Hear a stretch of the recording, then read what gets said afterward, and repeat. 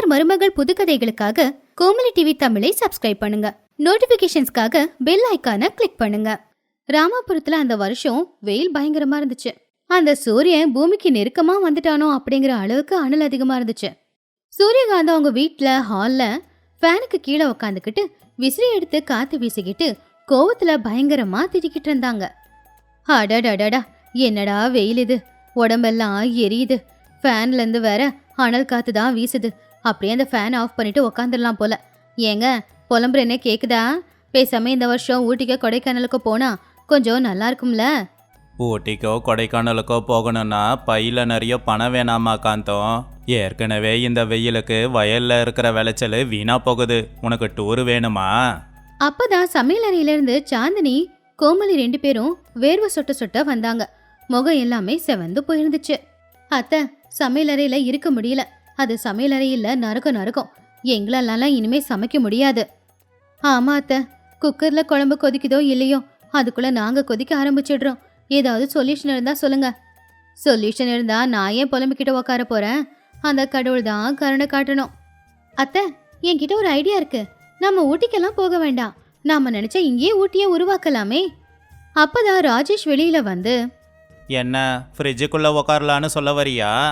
இல்ல, நம்ம ஊரோட எல்லையில அந்த பெரிய மலை இருக்குல்ல, நல்ல உயரமா இருக்குமே, அங்க எப்பவுமே நல்லா சில்லுன்னு காத்து வீசிக்கிட்டு இருக்கோம்.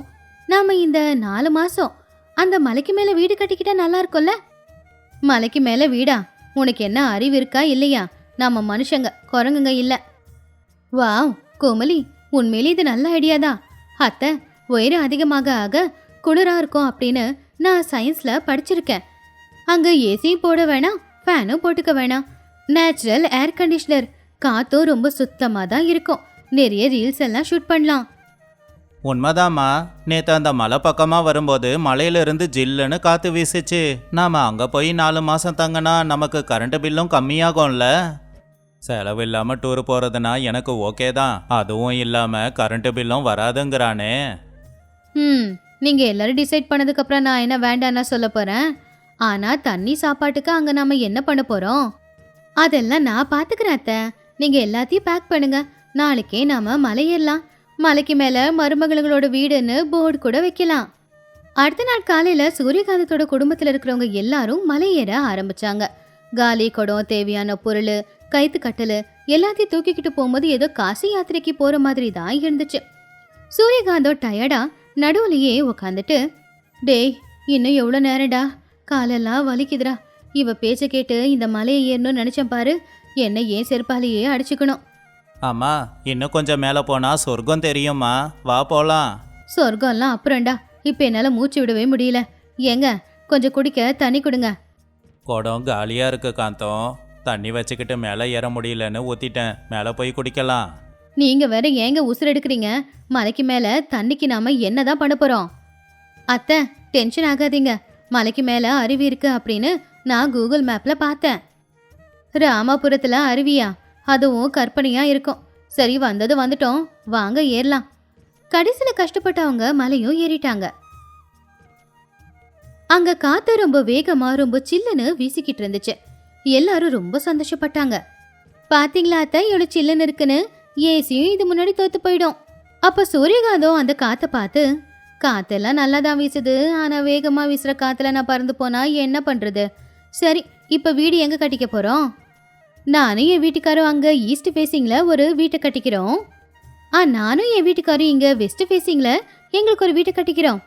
அப்போ நானும் உங்க மாமனாரும் நீங்க 2 பேரும் காத்து அதிகமா வீசாம நடுவுல ஒரு குடிசையை கட்டிக்கோங்க. அப்படி கொஞ்ச நேரத்துல எல்லாரும் சொன்ன மாதிரி அந்த பக்கம் ஒரு குடிசை, இந்த பக்கம் ஒரு குடிசையை கட்டிட்டு நடுவுல ஒரு பெரிய பந்தல போட்டாங்க. அது பாக்குறதுக்கு ஏதோ காட்டுவாசிங்களோட கூட்டம் மாதிரி தான் இருந்துச்சு. இப்போ நேரம் 12 மணி. பசி எடுத்துச்சு.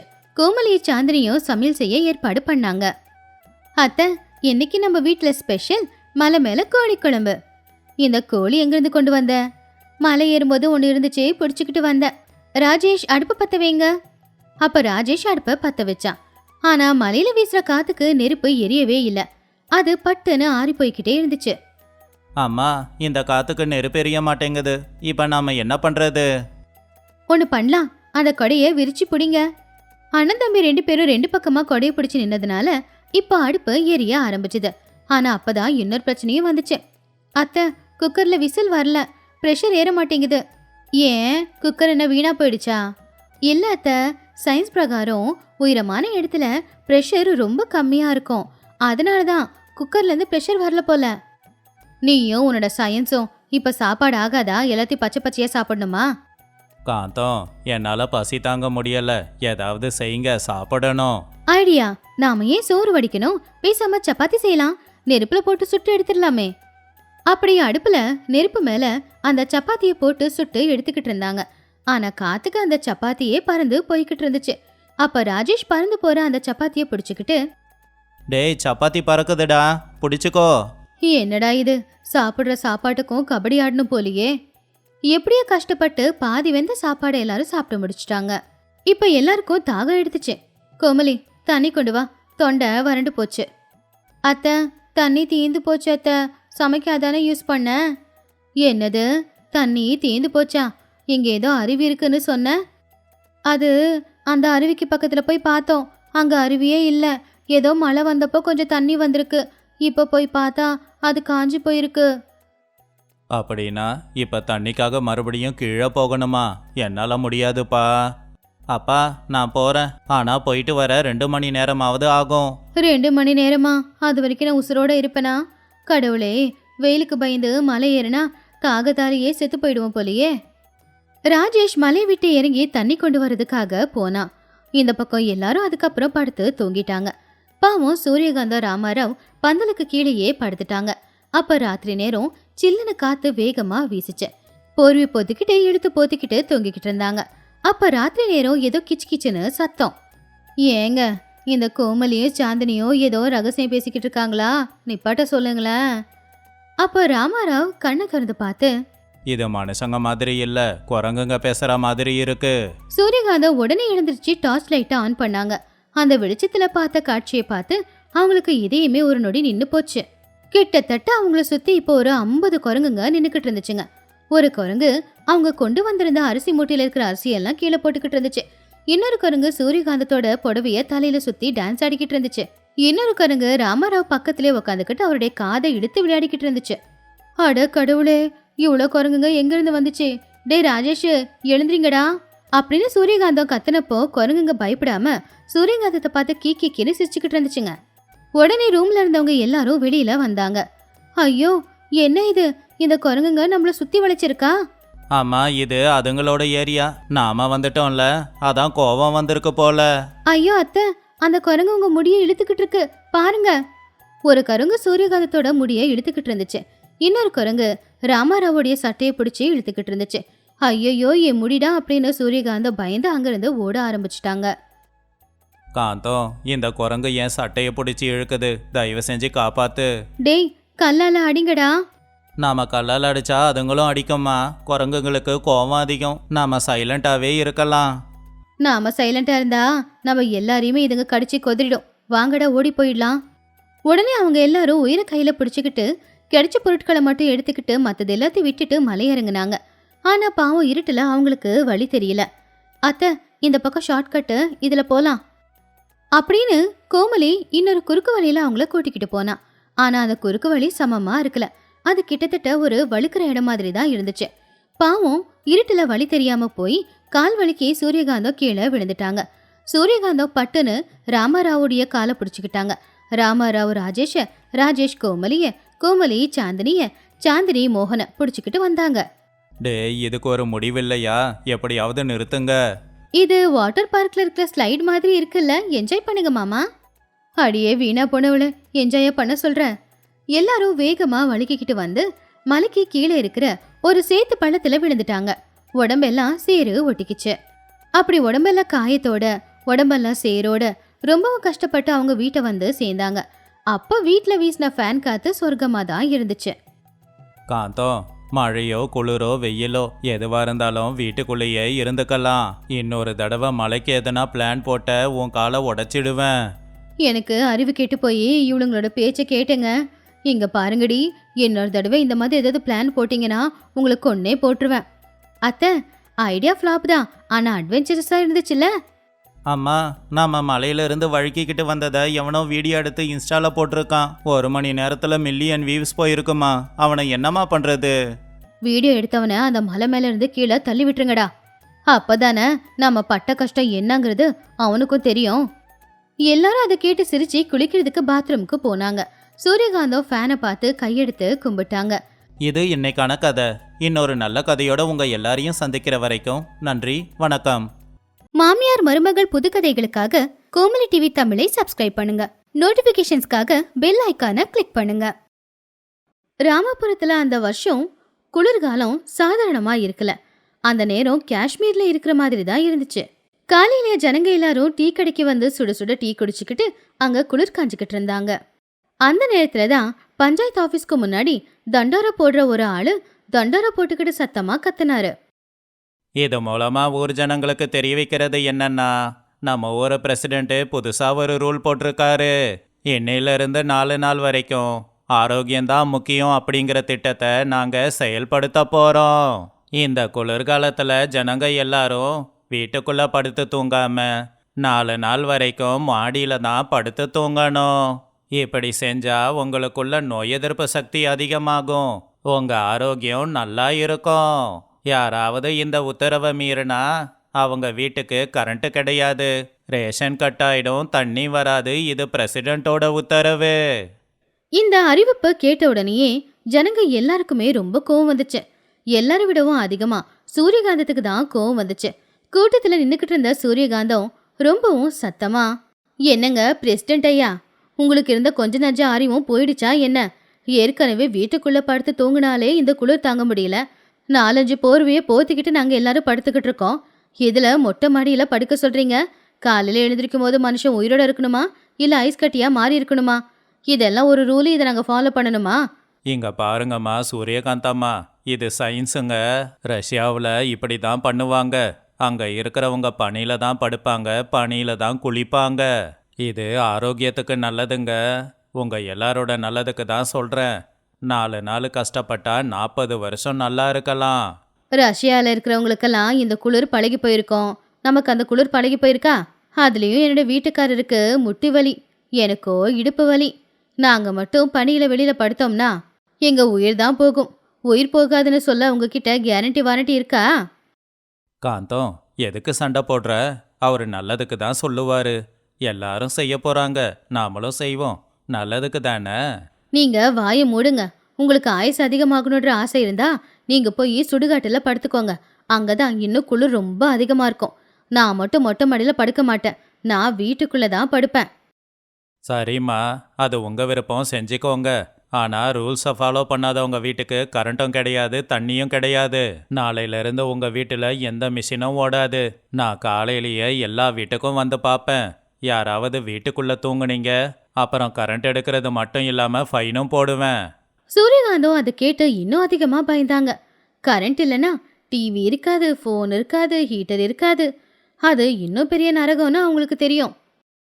வேற வழி இல்லாம பல்ல கடிச்சுக்கிட்டு, சரி சரி இருக்கேன். ஆனா ரூல்ஸை ஃபாலோ பண்ணி நான் மொட்டை மாடியில படுத்து என் உடம்புக்கு ஏதாவது ஆச்சு நேரா உங்க வீட்டுக்கு தான் வந்து படுத்துப்பேன். அப்புறம் நீங்க தான் என் ஹாஸ்பிட்டல் பில் எல்லாத்தையுமே கட்டணும் அப்படின்னு சொல்லி சூரியகாந்தா கோவமா வீட்டுக்கு போனாங்க. அவங்க பின்னாடியே ராமராவ், ராஜேஷ், கோமலி எல்லாருமே போனாங்க.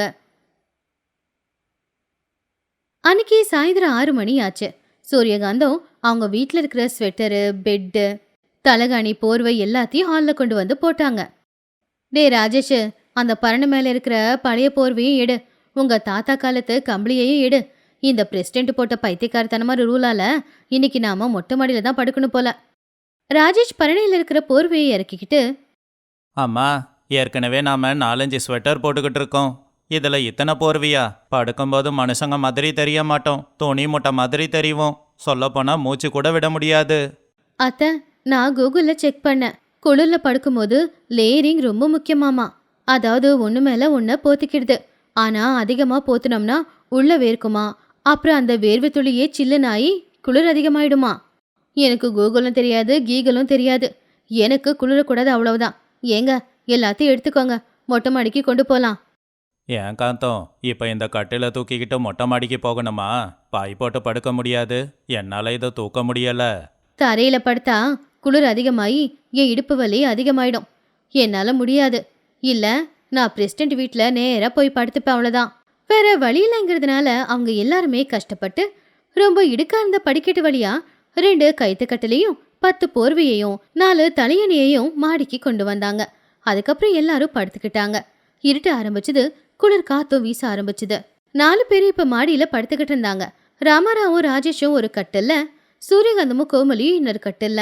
அந்த குளிர்ல யாருக்குமே தூக்கம் வரல. யாருக்குமே என்ன பண்றதுன்னு தெரியல. ஆகாயத்தை பார்த்தா ஆகாயத்துல இருக்கிற நட்சத்திரம் கூட குளிர் தாங்க முடியாம நடுங்குற மாதிரி தான் அவங்க கண்ணுக்கு தெரிஞ்சது. அப்ப பாவம் சூரியகாந்த குளிர்ல நடுங்கிக்கிட்டே, ஐயையோ, இது என்னடா குளிர் இது, எனக்கு உடம்பே வெறிச்சிடும் போல தெரியுது. கோமலி, அந்த காலுக்கிட்ட ரக்கை இழுத்து போத்து காலெல்லாம் ஐஸ் மாதிரி ஆகுது. அத்தை, ஏற்கனவே 4 போர்வையே போத்திருக்கேன். இன்னொரு போர்வையே போத்துனா நீங்க அத்தை மாதிரி இல்ல, பூசணிக்காய் மாதிரி தெரிவிங்க. பூசணிக்காவோ சொரக்காவோ நான் தூங்குனா போதும். ஏங்க, நீங்க தூங்கிட்டீங்களா? அப்போ பக்கத்து கட்டில் இருக்கிற ராமாராவ், எங்க தூங்க முடியுது? இந்த குளிர்ல கண்ணை மூடனா ஃபெவிகால் போட்டு ஒட்டின மாதிரி கண்ணு ஒட்டிக்குது. அதுலயும் என் காலு ரெண்டும் அசைக்க கூட முடியல. டேய் ராஜேஷ், கொஞ்சம் பாட்டாவது பாடுறா, கொஞ்சம் தைரியமா இருக்கும். சிங்காரி என்ன கொஞ்சம் சிக்காம சிக்க எடுத்தா காத்தோடு சுத்த வச்சா ரிங்கா ரிங்கா. நிறுத்துறா வீணா போனவன. இந்த பாட்டை கேட்டா குளிர் போகாது, எங்க உயிர் போயிடும் போல. இந்த குரலுக்கும் அந்த பாட்டுக்கும் ஏதாவது சம்மந்தம் இருக்கா? நீ பாடினா கேட்க ரொம்ப பயமா இருக்குடா. அப்பதான் பக்கத்து வீட்டு சுப்பையாவோட குரல் பக்கத்து மாடியில இருந்து கேட்டுச்சு. சுப்பையா சத்தமா கத்தி, எங்க ராமாராவ், உயிரோட தான் இருக்கீங்களா? இப்போதைக்கு உயிரோட தான் இருக்கேன். ஆமா, உன் நிலைமை என்ன? நான் என்ன கட்டிலோட கயிறு போட்டு கட்டியிருக்கேன், இல்லைன்னா காத்துல பறந்து போயிடுவேன் போல. என் பொண்டாட்டி அந்த டேங்க் ஓரமா இருக்கிற மூலையில அப்படியே ஒடுங்கி படுத்திருக்கா, காத்து வீசாதுன்னு. சுப்பையா சொன்னது கேட்டு கோமலிக்கு ஒரு ஐடியா வந்து அவங்க அத்தை கிட்ட, அத்தை அத்தை, என்கிட்ட ஒரு சூப்பர் ஐடியா இருக்கு. இந்த ஐடியா நம்ம உயிரை காப்பாத்தும் அத்தை. இப்ப எந்த ஐடியாவும் வேணாம், ஐஸ் கேண்டியே ஆயிக்கிட்டு இருக்கேன், என்ன தூங்க விடு. இல்லத்த, சுப்பையா மாமா சொன்னாருல்ல, அவங்க பொண்டாட்டி டேங்க் பக்கத்துல படுத்திருக்காங்கன்னு. நம்ம மொட்டை மாடியில தான் பழைய டேங்க் ஒன்று இருக்கே. புது டேங்க் வைக்கும்போது அந்த பழைய டேங்கை தூக்கி போட்டோமே, அது 1000 லிட்டர் பெரிய டேங்க் இல்ல? ஆமா, அது மொட்டை மாடியில தான் இருக்கு. நேத்து தான் நான் க்ளீன் பண்ணி வச்சேன். இப்ப எதுக்கு அது? நாம எல்லாரும் சேர்ந்து அந்த டேங்கை படுக்க வச்சு அதை ஒரு ரூம் மாதிரி மாத்திடலாம். நாம 4 பேர் உள்ள போய் படுத்தோம்னா நம்ம பாடி ஹீட்டுக்கு உள்ள கதகதப்பா இருக்கும். அது பிளாஸ்டிக் டேங்க்ன்றதுனால உள்ள காத்து கூட வீசாது. அப்படியே அந்த ஜப்பான்ல இருக்கிற கேப்சூல் ஹோட்டல் மாதிரி. அதை கேட்டு ராமாராவ் எழுந்துச்சு உட்காந்தாரு. அட என்னம்மா நீ, வாட்டர் டேங்க்ல நாம படுக்கணுமா? நாம மனுஷங்களா இல்ல மீன்களா? யாராவது பார்த்தா கௌரவம் என்னாகிறது? சிரிச்சா சிரிக்கிட்டோம். அவங்க சிரிக்கிறாங்களா அழுகுறாங்களான்னு பார்க்கறதுக்கு நாளைக்கு காலையில் நம்ம உயிரோடு இருக்க வேண்டாம். இங்கேயே இப்படியே படுத்துக்கிட்டு இருந்தோம்னா இந்த குளிரில் செத்து தான் போவோம். கோமலி, இந்த யோசனை உண்மையிலே ரொம்ப நல்லா இருக்கு. அந்த வாட்டர் டேங்கை உருட்டிக்கிட்டு வாங்க. ஆமா, அந்த டேங்க் ரொம்ப சின்னது, 4 பேர் படுக்க முடியுமாமா? அட்ஜஸ்ட் பண்ணி படுத்துக்கலாம்டா. உயிர் ரொம்ப முக்கியம் இல்லையா? 4 பேரும் கஷ்டப்பட்டு மூலையில் இருக்கிற வாட்டர் டேங்கை உருட்டிக்கிட்டே மொட்டை மாடிக்கு நடுவில் கொண்டு வந்து வச்சாங்க. அது ரவுண்டா இருக்கிறதுனால அந்த பக்கம் இந்த பக்கம் உருளாம இருக்கிறதுக்கு 4 பக்கமும் செங்கலை வச்சு தடுத்தாங்க. நான் உள்ள போய் படுக்கையை போட்டுட்டு வரேன் அப்படின்னு சொல்லி கோமலி உள்ள போய் போர்வை படுக்க எல்லாத்தையுமே போட்டா.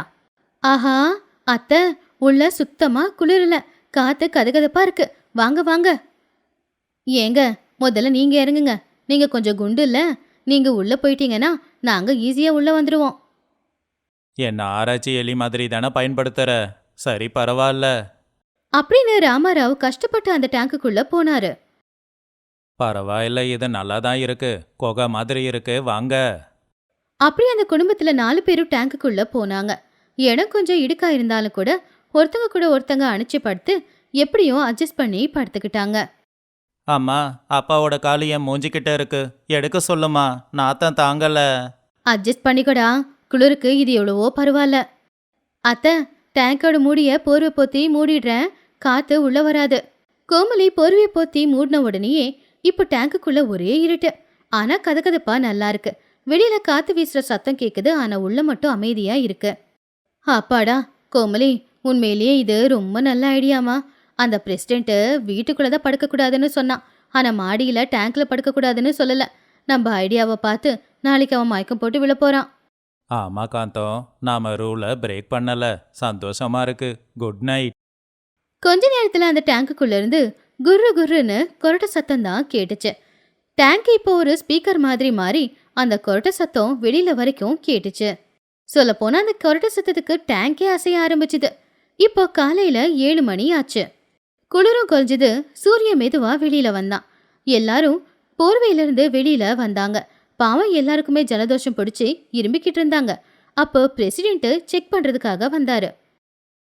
என்னப்பா சுப்பையா, எல்லாரும் ரூல்ஸை ஃபாலோ பண்ணீங்களா? இல்லை உள்ளே போய் படுத்துட்டீங்களா? எல்லாருக்கும் ஜலதோஷம் பிடிச்சிருக்கா? எல்லாரும் மாடியில் தாங்கய்யா படுத்துக்கிட்டு இருந்தோம். ரொம்ப ஜலதோஷம் பிடிச்சிருக்கு. ஆனால் அந்த ராமாராவ் வீட்டில் மொட்டை மாடியில் யாரையும் காணோம். நேற்று ராத்திரி இருந்தாங்க, அதுக்கப்புறம் உள்ளே போயிட்டாங்க போல. வாங்க போய் பார்க்கலாம். பிரசிடென்ட் சுப்பையாவோட பொண்டாட்டி ஊச்சனுங்க எல்லாருமே ராமாராவ் வீட்டு மொட்டை மாடிக்கு வந்தாங்க. அங்க ஆட்கள் இல்ல, கட்டில மட்டும்தான் இருந்துச்சு. அந்த மொட்டை மாடியில நடுவுல ஒரு பெரிய தண்ணி டேங்க் இருந்துச்சு. அந்த தண்ணி டேங்குக்குள்ள இருந்து குறுகுறுன்னு சத்தம் கேட்டுக்கிட்டு இருந்துச்சு. யாரும் மொட்டை மாடியில் படுக்கல. எல்லாரும் வீட்டுக்குள்ளே போய் படுத்திருக்காங்க. இன்னைக்கு அவங்களுக்கு கரண்ட்டும் கட்டு, 1000 ரூபாய் ஃபைனு. அப்போ திடீர்னு சுப்பையா ரொம்பவும் பயந்து போய், ஐயோ பிரசிடென்ட் ஐயா, அந்த டேங்குக்குள்ளே ஏதோ இருக்கு. அங்கே பாருங்க, டேங்க்கு அசைது பாருங்க. யோ என்னய்யா, டேங்க் அசைறதுக்கெல்லாம் பயப்படுற? ஏதாவது நாயோ பூனையோ உள்ளே போயிருக்கோம். கட்டை எடுத்துட்டு வா, அடிக்கலாம். உடனே ஜனங்க எல்லாரும் கட்டைய கொண்டு வந்தாங்க. அப்ப பிரசிடென்ட் தைரியமா உள்ள என்ன இருக்குன்னு அந்த போர்வையை விலக்கி பார்த்தா உள்ள ஒரு இருட்டா இருந்துச்சு. சரின்னு மொபைல் டார்ச் வெளிச்சத்துல பார்த்தப்போ உள்ள இருக்கிற காட்சியை பார்த்து அந்த ஆள் அசையாம அப்படியே நின்றுகிட்டு இருந்தான். சூரியகாந்தம், ராமாராவ், ராஜேஷ், கோமலி எல்லாருமே அந்த ஒரு டேங்க்ல நல்லா படுத்து தூங்கிக்கிட்டு இருந்தாங்க. ரொம்பவும் இடுக்கா. அடப்பாவீங்களா, டேங்குக்குள்ளேயா குடும்பம் நடத்துறீங்க? ஏங்க ராமாராவ், எழுந்துறீங்க, விடிஞ்சிடுச்சு. சூரியகாந்தம் துடிச்சு பிடிச்சு எழுந்திருச்சாங்க. அப்ப அவங்க தலை டேங்கோட மேல் பகுதிக்கு இடிச்சுது. ஐயோ அப்படின்னு சொல்லி வெளியில வந்தாங்க. பாவம் தூக்க கலக்கத்துல கண்ணெல்லாம் செவந்து போய் முடியெல்லாம் கலைஞ்சு போய் வந்தாங்க. அந்த வேஷத்தை பார்த்து சுப்பையா பயந்து ஓட பார்த்தான். சூரியகாந்தம் கண்ணை தொடச்சிக்கிட்டு, யாராது விடிய காலையிலேயே எங்க வீட்டோட கதவை தட்டுறது? இல்ல டேங்கோட கதவை தட்டுறது? நிம்மதியா எங்களை படுக்க விட மாட்டீங்களா? நான் தாங்க பிரசிடென்ட்டு. என்னம்மா இது, வெளியில் படுக்க சொன்னா 4 பேரும் டேங்குக்குள்ளே படுத்து தூங்குறீங்க. இது சீட்டிங்கு. நீங்கள் ரூல்ஸை சரியாக ஃபாலோ பண்ணலை, ஃபைன் கட்டுங்க. இங்க பாருங்க பிரசிடென்ட் ஐயா, கொஞ்சம் பார்த்து கவனமா பேசுங்க. நீங்க என்ன ரூல் போட்டீங்க? வீட்டுக்குள்ள படுக்கக்கூடாது, வெளியில படுக்கணும். வெளியிலனா மொட்டை மாடி வெளியில தானே. இந்த டேங்க் எங்க இருக்கு? மொட்டை மாடியில இருக்கு. அதனால நாங்க எல்லாருமே இந்த டேங்குக்குள்ள படுத்து தூங்கணும். நாங்க ரூலை ஃபாலோ தானே பண்ணோம். ஆனால் குளிர்காத்து உடம்பு மேலே படணும், ஆரோக்கியம் நல்லா இருக்கணும்ல. காத்து படணுமா? அப்போ நீங்க விசிறியை பிடிச்சிக்கிட்டே விசிறி விடுங்க. இந்த டேங்க் எங்களை பாதுகாத்திருக்கு. நாங்க வெளியில தான் படுத்திருக்கோம், நல்ல ஆரோக்கியமாவும் இருக்கோம். ஆரோக்கியத்துக்காகன்னு சொன்னீங்களே, உங்களுக்கு ஜலதோஷம் பிடிச்சிருக்கு, எங்களுக்கு ஜலதோஷம் பிடிக்கலையே. அதுக்குள்ள ராமாராவ், ராஜேஷ், கோமலி ஒவ்வொருத்தங்களா டேங்கை விட்டு வெளியில வந்தாங்க. அவங்கள பார்க்கும்போது ஏதோ சுரங்கத்துக்குள்ள இருந்து ஒவ்வொருத்தங்களா வர மாதிரி தான் இருந்துச்சு. இங்கே பாருங்க சார், இது இன்னோவேஷனு. ஜப்பானில் கேப்சூல் ஹோட்டல் இருக்கிற மாதிரி நாங்கள் ராமாபுரத்தில் டேங்க் ஹோட்டல் வச்சுருக்கோம். வேணும்னா நீங்களும் ஒரு நாள் படுத்து தூங்குங்க, சொர்க்கம் மாதிரி இருக்கும். ஆமா சார், இதுக்குள்ள படுத்தா குளிரே எடுக்காது, கதகதப்பா நல்லா தூக்கம் வரும். அதை கேட்டு அங்க இருந்தவங்க எல்லாருமே கை தட்டினாங்க. இந்த யோசனை நல்லா இருக்கு சூரியகாந்த் அம்மா. இது தெரியாமல் நேற்று வெளியில் படுத்து எங்கள் எல்லாருக்கும் உடம்பு சரியில்லை. சுப்பையா வா வா, நாமளும் டேங்கை சுத்தம் பண்ணணும். இன்னிலிருந்து டேங்குக்குள்ளேயே நாம படுப்போம். அதை கேட்டு பிரசிடென்ட் தலையில கையை வச்சு, அட கடவுளே, ஊரில் இருக்கிற அத்தனை பேரும் டேங்குக்குள்ளே தூங்குனா பார்க்குறவங்க பைத்தியக்கார கிராமம்னு சொல்லுவாங்க. வேண்டாம்ப்பா, அவங்க விருப்பம். உங்கள் நல்லதுக்காக சொன்னால் நீங்கள் கேட்க மாட்டேங்கிறீங்க. அதனால நான் ரூலை பிரேக் பண்ணுறேன். நீங்கள் வீட்டுக்குள்ளேயே படுத்துக்கோங்க. டேங்குக்குள்ளே படுத்து எலும்பை உடைச்சிக்கிட்டா நான் பொறுப்பு இல்லை அப்படின்னு சொல்லி பிரசிடென்ட் அங்கிருந்து கோவமா போயிட்டாரு. சூரியகாந்தம் சந்தோஷத்துல சிரிச்சாங்க. அப்ப ராமாராவ் சந்தோஷமா, பாத்தியா காந்தம், நம்ம ஐடியா அதான் நம்ம மருமக கோமலி கொடுத்த ஐடியா சூப்பராக இருக்குல்ல. பிரசிடென்ட்டுக்கே சாக்கடிச்சிடுச்சு. ஆமா ஆமா. ஆனா நைட்டு பூரா இந்த டேங்குக்குள்ள படுத்து எனக்கு இடுப்பெல்லாம் ரொம்ப வலிக்குது. இன்னைக்கு இந்த டேங்குக்குள்ள வேணாம், அங்க ஒரு சிமெண்ட் பெட்டி இருக்குல்ல, அதுக்குள்ள படுத்துக்கலாம். அது கொஞ்சம் நீளமா இருக்கு, கால் வலியும் இருக்காது. அத்தை, அதான் ரூலை பிரேக் பண்ணிட்டாங்களே, இனி நம்ம வீட்டுக்குள்ளேயே படுக்கலாமே. ஆமால, அப்படின்னா வாங்க கீழே போய் சுட சுட காஃபி போட்டு குடிக்கலாம். இந்த டேங்க் மட்டும் அப்படியே இருக்கட்டும். என்னைக்காவது சண்டை போட்டா உங்க மாமனார் வந்து இதுல படுத்து தூங்குவாரு. அதை கேட்டு எல்லாருமே சிரிச்சாங்க. அப்படி அன்னைக்கு காலையில கோமலி கொடுத்த ஐடியாவால குளிர்ல இருந்து எல்லாரும் தப்பிச்சிட்டாங்க. இது இன்னைக்கான கதை. இன்னொரு நல்ல கதையோட உங்க எல்லாரையும் சந்திக்கிற வரைக்கும் நன்றி, வணக்கம்.